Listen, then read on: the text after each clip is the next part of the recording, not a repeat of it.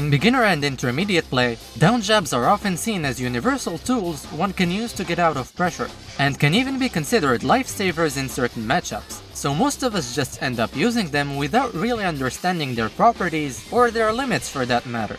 So in this video, we'll be taking a look at those very properties, and deducing the general theory around using down jabs, which will lead us to why their importance greatly diminishes in advanced levels of Tekken.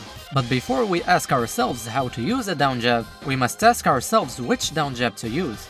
That's because down jabs can either be done using a left or right punch. And if it seems like the differences between these two are negligible, it only cements the importance of differentiating between them in order to implement them in our gameplay.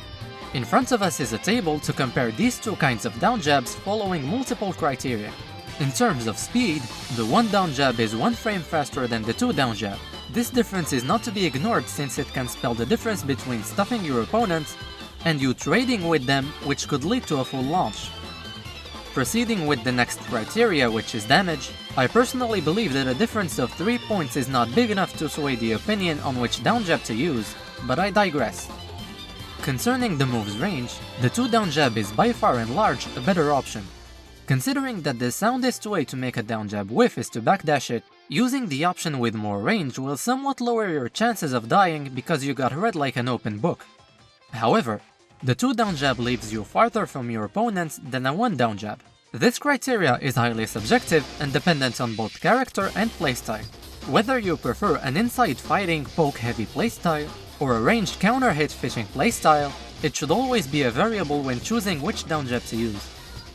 As far as tracking goes, it does tend to be character specific, as some of them have better sidesteps than others, but it does seem like both down jabs have a moderate weakness to sidestep right, and seem to catch people stepping left sometimes. Finally, we'll take a look at the frames on hit and block. As you can see, the 2 down jab takes this one again, and depending on your options from either full crouch, while standing, or after a crouch cancel, it may be an important factor in deciding on which one to use. For a good part of the cast, the characters only have access to one kind of down jab from standing, so while you don't have a choice in which down jab to use, it won't hurt to at least know the properties of your character's option. However, the selling points of the down jab are not its range, its tracking, nor its frame advantage, but they indubitably are its high crushing property and speed.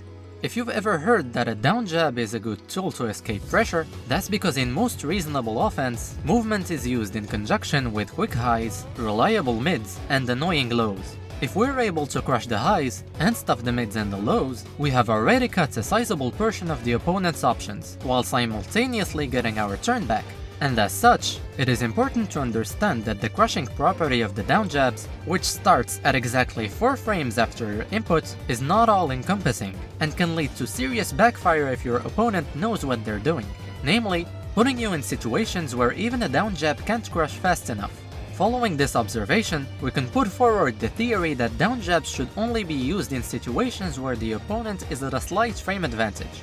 If we use a down jab against moderate and severe frame advantage, we gradually lose against the opponent's different options until it loses any and all utility.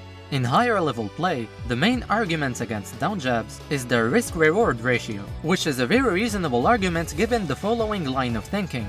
If you think your opponent is going to do a high, why do a down jab when you can just flash duck launch punish the high? If your opponent is going to do a mid or low, why not just sidestep duck so you make the mid whiff and duck in time for the low? Adding the fact that down jabs can be low parried, low crushed, and blocked both standing and ducking, all these negatives really compound to make it an option that is rarely viable in high and pro level play. But seeing that we're not at that level, yet, I say, just try it, see what works and what doesn't work. You never know, it might be the thing that pushes you up a rank or two. Anyways, that's all I have for now. Thanks for watching.